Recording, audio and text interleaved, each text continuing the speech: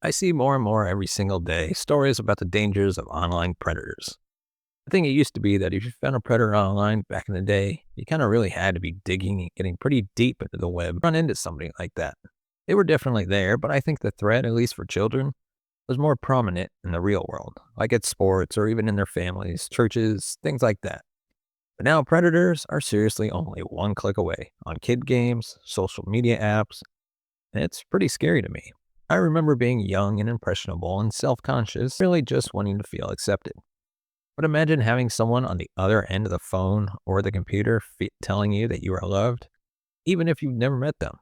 They're filling that need that you have, but you don't even know who they are. I mean, I think that's terrifying. So today, we're actually going to be talking about just that, the dangers of online predators. Our episode this week begins in New York City. Now, I'm sure most people listening know the map of New York City. For those who don't, when you think of New York, you're probably thinking of the island or peninsula with all the tall buildings, Central Park, and Broadway. That's Manhattan. But just a short subway or ferry ride away is the more laid-back borough of Brooklyn. Brooklyn is kind of described more as a family-friendly area. It's definitely more out of the way of the hustle and bustle of New York City. Brooklyn is actually where our case is taking place, and it's where a young girl named Sheneisha Forbes was raised. Growing up, Sheneisha was described as very loving and caring. She loved to play, dance, and make people laugh. Even from a young age, she was happy-go-lucky. Sheneisha was extremely close with her mother, Sandra Price, and she also had 3 other sisters. So it was a very fun and loud household. I mean, they're growing up in Brooklyn. I think that's just awesome. Sheneisha's uncle, named Alton, actually lived nearby with his wife and kids. The family really did spend a lot of time together growing up. Alton was actually a sergeant with the NYPD's 77th Precinct. By the time Sheneisha was 14 years old, he was no different. He was still spending a lot of time with his family. At Christmas, her family remembers her dancing in the living room and being so excited to finally get a new phone for Christmas. She actually lost her old phone, and you remember what it was like being 14. Friends are everything. Nowadays, phones are how you connect with your friends, and this wasn't any different. Like I said, Sheneisha had actually lost her old phone, and now she's so excited that this Christmas, she gets this new phone. Now she can finally connect with her friends again. One of her friends, Takia Hayes, is Sheneisha's really good friend. She says that Brooklyn for them was the perfect mix of a small place and a big city, with a culture and a focus on the arts. Takia says that she wouldn't have wanted to live anywhere else. By the time she and Sheneisha were 14, they were kind of taking the place by storm. They loved living there. They were both very artistic, and Sheneisha this year had just transferred to a writing school, a school that was centered on writing. She was very talented in that and was basically going to be an art school. After spending Christmas together, Sheneisha's uncle Alton is actually on duty at the NYPD on the morning of January 5th, 2013. It's just a normal day until he receives a very distressing call on his personal cell phone. The phone call was from Sheneisha's mother, Sandra. He's shockingly telling Alton that she thinks Sheneisha is missing. Sandra tells Alton that she hasn't seen Sheneisha since the day before. She keeps calling Sheneisha, but she won't answer the phone. She also got a hold of every one of her friends, but none of them have heard from her. It's sad too, because as a cop, it's a feeling I'm sure Alton knows all too well. You also just know every single statistic about missing kids, and so it's like so hard. Sandra knows it's only been a day, but she just can't shake the feeling that something is definitely very wrong here. Alton, like I said, knows the statistics for missing teens, but when it's your own niece, you can't help but jump to the worst conclusions of every bad thing you've ever seen. So he tells Sandra that to be safe, they should immediately file a missing persons report, and that his precinct is going to perform a canvass to help look for Sheneisha. After getting the call, a detective is sent out to Sandra's home that Saturday to grab some details. The first thing they ask is why she waited a full day to call her uncle, or well, Sheneisha's uncle, her brother-in-law, and report her daughter missing. She went missing was last seen Thursday morning, and it was now Friday. Apparently, Sandra thought you had to wait 24 hours before officially reporting someone missing. Now, I wonder where in the world she would have ever got that idea. Maybe it's because of all the departments who have told parents that. But apparently in New York, there's no such rule. As soon as you think someone is missing, you can file a report. Doesn't matter how long it's been. Okay, so Sandra explained that she hadn't left for work at 6:30 a.m. the day before, the Thursday, and on her way, she stopped and saw Sheneisha sleeping in bed. She's leaving for work, and she sees her in her room. An hour later, she actually texted her daughter to make sure that she woke up and caught the bus. Everything seemed fine. She immediately replied and let her mom know that yes, she's up and that she's actually on the bus on the way to school as of texting. Now, I want to point out here that I'm not sure where the confusion is coming from, but multiple sources differ. Some say she went missing on Thursday, some say she went missing on Friday. So I'm not sure, but I was going off of like her mom's words and she said Thursday. I'm guessing maybe they reported her missing on Friday. That's where I think the confusion might be coming from, that she wasn't reported missing until Friday, so people are saying Friday. But I'm pretty sure that either way, it's just a day. But I just want to let that get out there. So after getting the text from her daughter that she was on her way to school later that day, Sandra actually got a notification from the school that her daughter had never actually shown up for school that Thursday, even though she had texted her mom and said she was on the bus on the way to school. The police asked Sandra if Sheneisha had ever done this before, and Sandra was honest with them. Yeah, here and there. It wasn't an all-time thing, but she had been late for school or cut class before. She had even snuck out once or twice or not told her mom where she was going. Typical teenager stuff. Pretty sure you guys have done that. But the fact that she is still not home is where normal teenager behavior for Sheneisha turns concerning. She never would have stayed out this long without being in contact with not only her mom, but also all of her friends. Apparently, New York City is so big that every precinct actually gets 1 to 2 missing reports a day.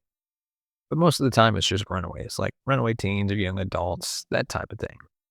But Sheneisha's family tells police that they wish they could believe that Sheneisha ran away, and it would be easier than believing that something bad had happened. You think about that whenever you're like, why can't I? When police are telling these families, it's like, well, maybe they're just a runaway. Don't you think they wish they were a runaway?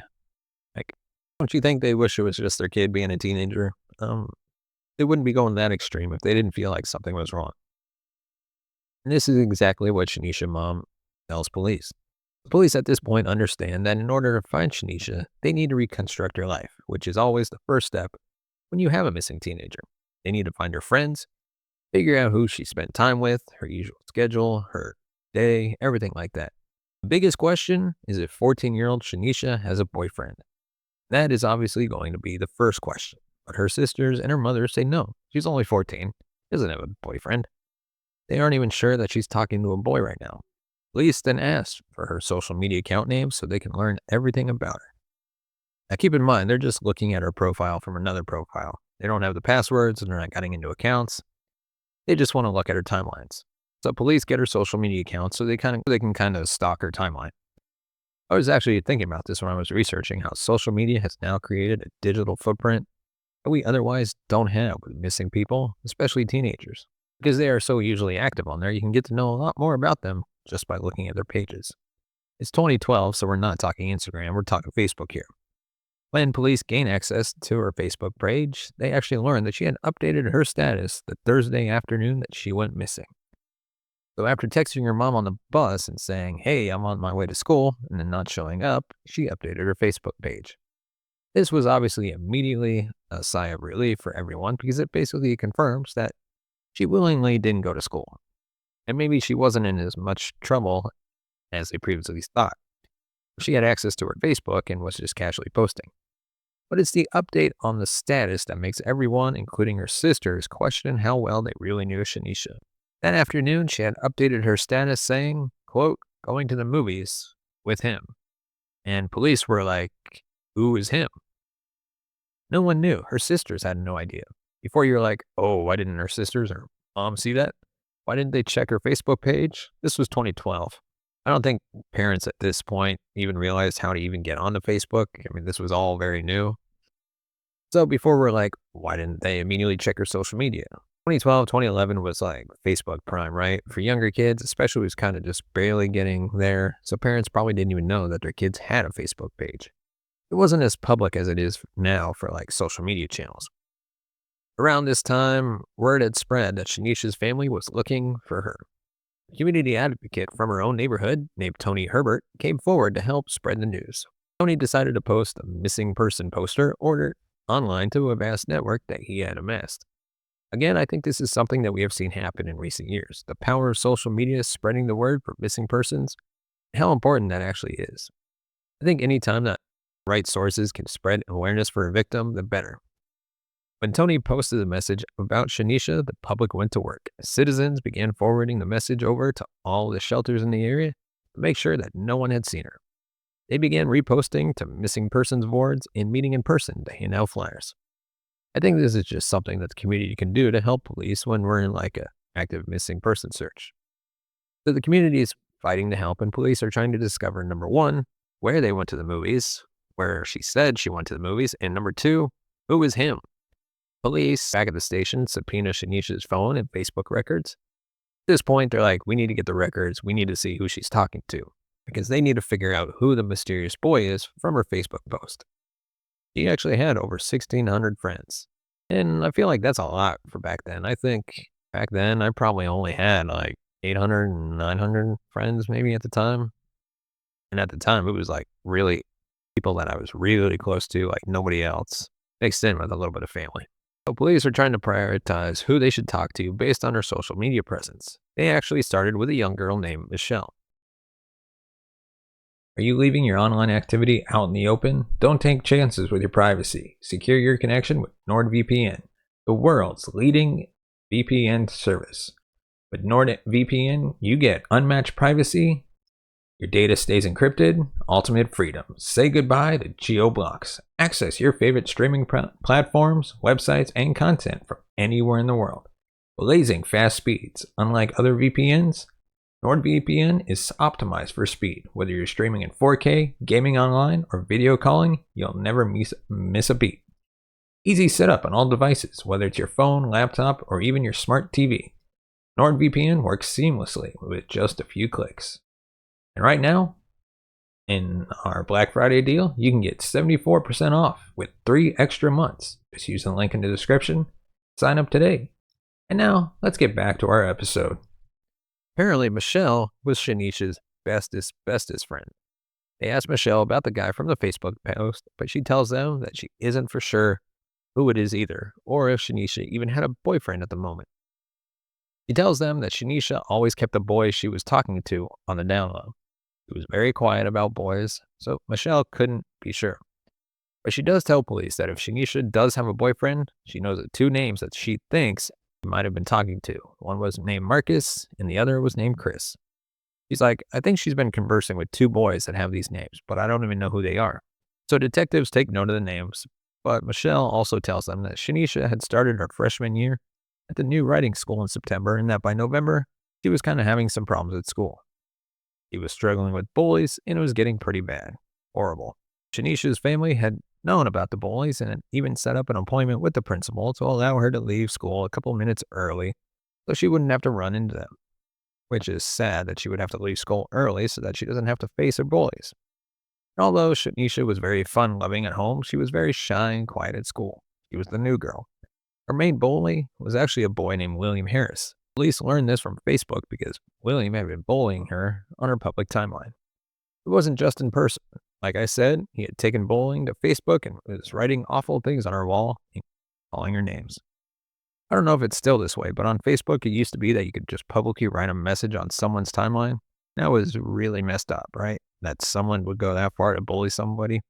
But he was doing that, calling her the B word and all kinds of names. When police learn about the seriousness of the bullying, they realize that they could very much right now be dealing with a group of kids who hurt Sheneisha. We've seen it before, teenagers who attack another teenager, and we will most likely see it again. Teenagers can be so cruel. The police are like, wait, is she missing because a group of her peers attacked her? Police head back to the station and decide to dig up what they can on William Harris, the main bully. But when they attempt to find his Facebook page, the one he had been using to bully Sheneisha, police discover that it had been deleted. This alarms them even more. So police decide to talk to William in person and confront him about the bullying and Sheneisha's disappearance. William tells police that he had no idea where Sheneisha was or is, but that he didn't hurt her. He also explains that he doesn't really know why he posted the things he did about her, other than that he just kind of seen other kids bullying her and decided to jump on the bandwagon. According to Pacer.org and the National Center for Educational Statistics, 1 out of every 5 students reports being bullied. Even scarier, 1 in 5 teens, so ages 9 to 12, have already reported being cyberbullied. And it's probably so much worse now because of TikTok and all the other social media outlets. Probably even worse, right? The police ask William, okay, so you're just bullying her for fun? Okay, whatever. Why did you delete your Facebook page around the same time that she went missing? Were you trying to hide the fact that you've been bullying her? What's going on? He goes, oh no, I didn't delete my Facebook page. Facebook suspended my account because of the bullying. Williams also claims to have an alibi on the day of her disappearance, that he was at school and then had basketball practice after school. Police go to confirm his alibi, and they do. He was at school the whole time, and then he had practice. While all of this is happening, Sheneisha's family is still reaching out to the public via the media. It's been a couple of days now. You can watch the actual news footage of them. It really is just heartbreaking to see the family pleading for her life. They update the public about her last Facebook status and say, we're looking for this mysterious guy that supposedly went to the theaters with her. We still don't know who he is. When police had gone to the local movie theaters and checked to see if she had ever gone, I'm assuming they checked for cameras, but there weren't any, no one was able to give any information that helped the investigation. No employees remembered seeing her that day. They checked multiple theaters. Nothing happened. Although it feels like police have sifted through Sheneisha's life and uncovered, honestly, a lot of possible leads, none of them seem to be panning out. They still had no idea who the mysterious guy from his Facebook post was. Days later, she has still not returned, and the search is still ongoing when neighboring police at the 66th precinct get a 911 call. A man walking his dog on Garrettson Beach had stumbled across a body of a young 14 to 15-year-old girl laying naked in the sand. When detectives working Sheneisha's case hear about the body of a young female being found in a neighboring area, they rush to the scene. But any hope of identifying this victim goes out the window when police discover that the body had been burned badly. The face was unrecognizable, and there was no school ID or anything else to help with identification. It took a couple of days to determine who the body was, but it eventually came back to the missing Sheneisha. Burns were actually concentrated near her hands, arms, and legs. They were post-mortem, which means that she was burned after she was killed. It was determined that she died by asphyxia, which means she was smothered or strangled. There were no other significant injuries or evidence of recent sexual activity. Her uncle and her mom were brought in to try and make a positive ID. Because police couldn't really confirm due to the burns, they asked her family to help. Despite the burns, they felt like they could comfortably say that it was Sheneisha. No parent should ever have to do that. No parent should ever have to look at their child's burned body and say, okay, yeah, despite the burns, we can tell it's her. I guess I just don't understand what burning the body is going to do. People should realize they're still going to figure out who it is. Sheneisha's mom had actually said that ever since the day she had to go in and identify her daughter, her life will never be the same. From that moment on, everything changed for her. Police back at the beach decided to comb the area for clues. They noticed 20 to 25 feet away, there were remnants of a bonfire. There were empty and full cans of beer lying around, and they couldn't help but wonder if Sheneisha had been thrown or fell into this fire. They wonder if the people she was with were maybe too scared to get help or didn't want to get in trouble, or worse, if they were the ones who killed her. Another detective came across a receipt from a liquor store in the sand. The liquor was purchased at 2:30 p.m. on Friday, January 5th, which would be the day after Sheneisha went missing. Police head to the liquor store and try to figure out who made that exact purchase. They end up getting the credit card and security camera footage from that time.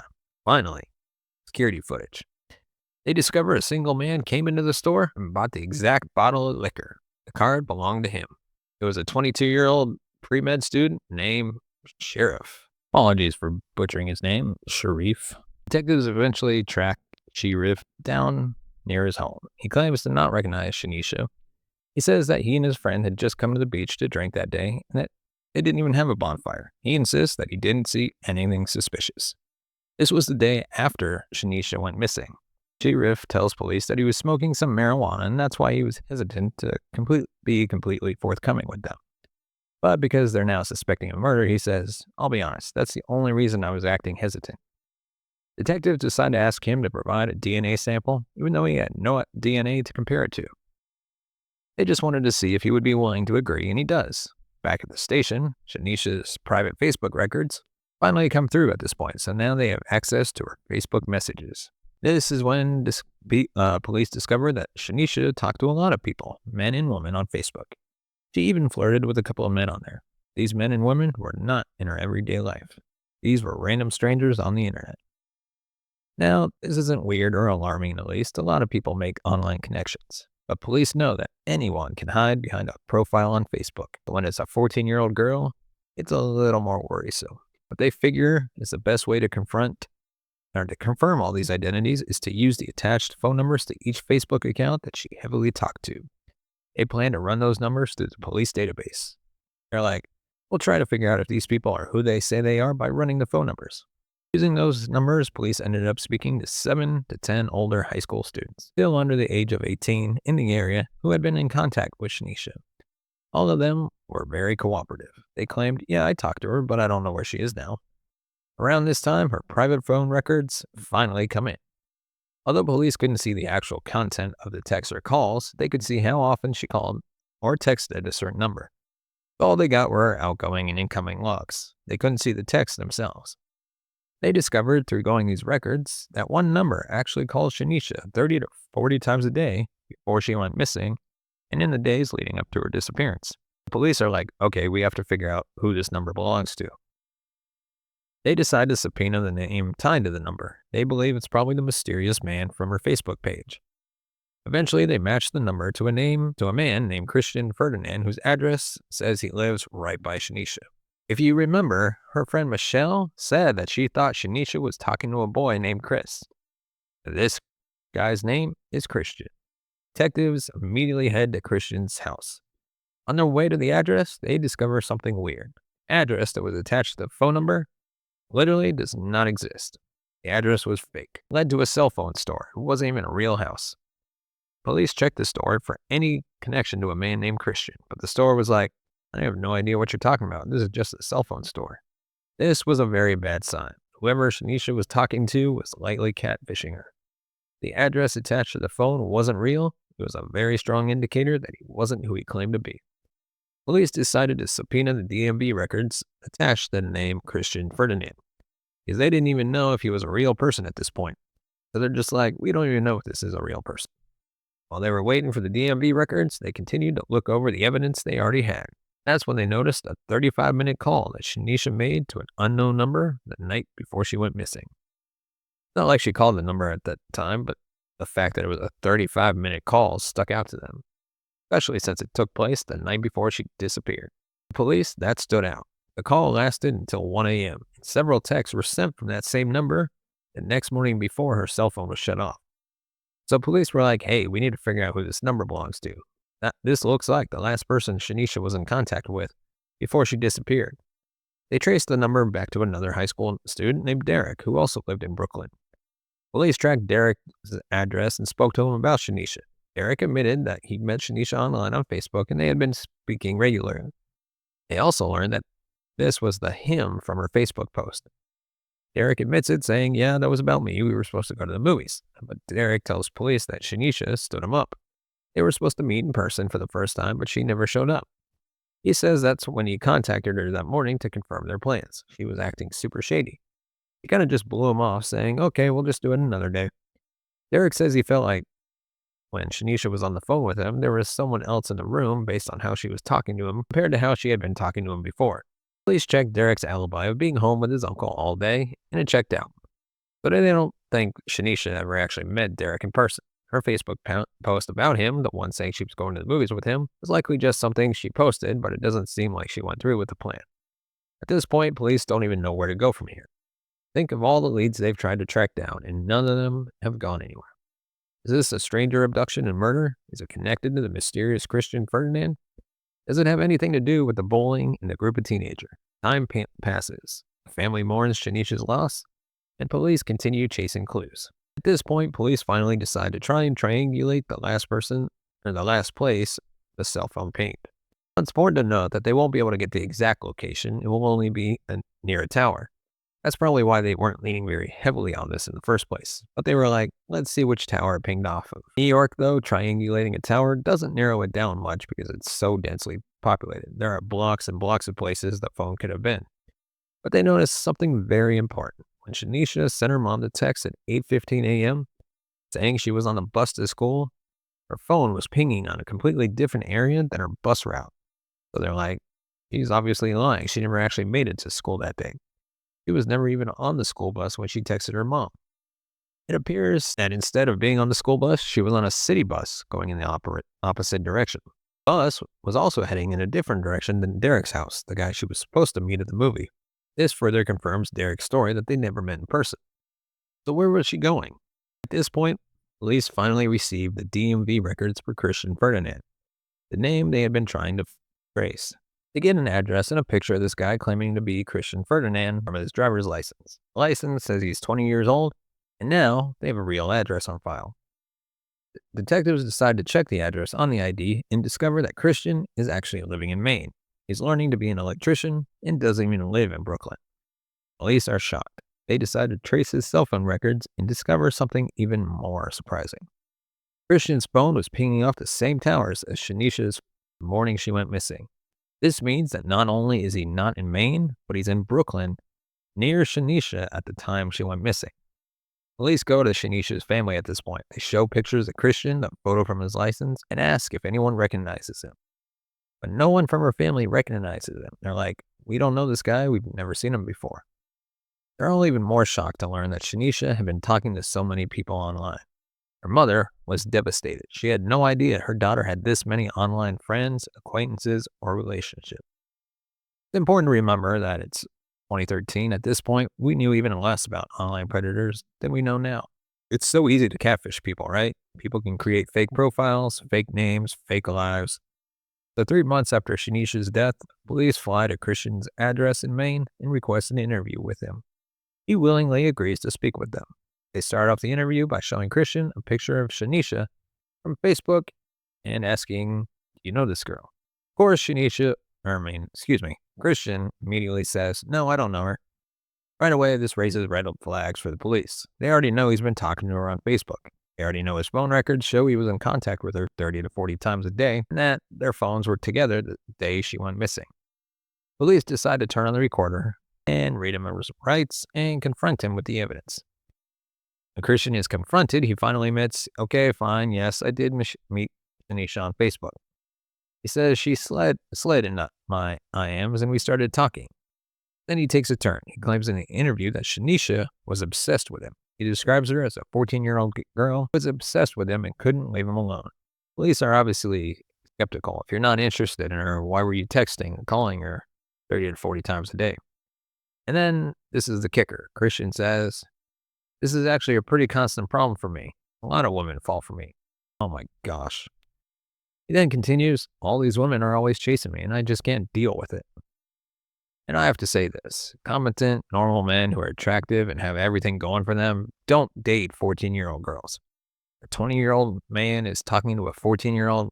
It's probably because he can't get someone his own age to take him seriously. Christian then admits that he and Sheneisha met in person once. He says, we met at a park and she really wanted to hook up with me, but I just said no. He also tells police that he has a girlfriend who lives in Boston. He claims that while he was visiting his girlfriend one day, Sheneisha texted him and told him that she was pregnant. Police immediately push back. They're like, wait a minute. What does that have to do with you? You just said you never hooked up with her. Why would she tell you she's pregnant? There's no connection between the two of you.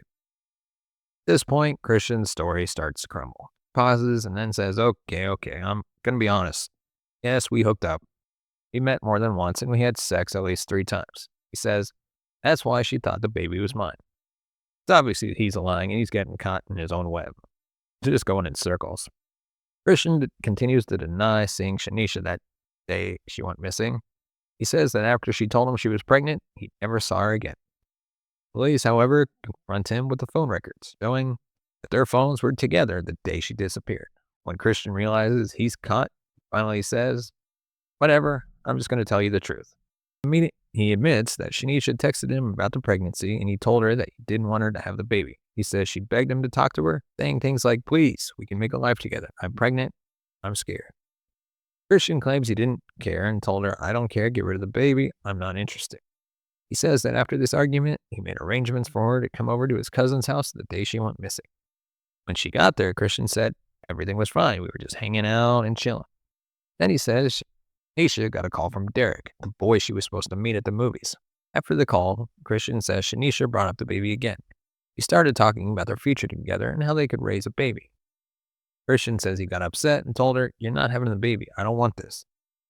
This detail, by the way, matches Derek's story about how Sheneisha sounded like someone else was in the room when she spoke to him that morning. It also paints a heartbreaking picture. A 14-year-old girl who thinks she's in love is begging this 20-year-old man to make a life with her. She's scared, she doesn't know what to do. She's thinking this is someone who loves her, but in reality, he's a predator who's only using her. Christian tells police that the argument about the baby escalated. In the middle of the argument, he grabbed a pillow from the couch and smothered Sheneisha till she stopped moving. He admits that after he killed her, he drove to the beach with her body. Christian tells police that he brought a can of men's body spray and a lighter. He sprayed the body spray on her and used it as an accelerant to burn her body. With this confession and the evidence police already had, Christian Ferdinand was arrested and charged with Sheneisha's murder. Back at the station, police revisited Sheneisha's autopsy. They found no evidence that she was actually pregnant. However, they did discover that Sheneisha had called a woman's health clinic, similar to Planned Parenthood, in the days leading up to her death. This confirms that while she wasn't pregnant, Sheneisha truly believed she was. In November of 2014, Christian Ferdinand went to trial. The jury convicted him of second-degree murder and was sentenced to 19 years to life in prison. How was it second-degree murder? Because it wasn't premeditated. First-degree murder requires proof that the murder was planned ahead of time. The law treats heat-of-the-moment killings differently than premeditated killings. The idea is that premeditated murder involves repeated, conscious decisions to go through with it, whereas second-degree murder happens in the moment. Before we wrap up the case, I want to take a moment to remember Sheneisha for who she was. Her family described her as a fun-loving, full of energy, always dancing, always singing, and making every moment joyous. That is the Sheneisha Forbes we should remember today. To everyone listening, especially young people, please be careful online. Catfishing is real and predators are out there. Anyone online can tell you they care about you or love you. They might not even be real.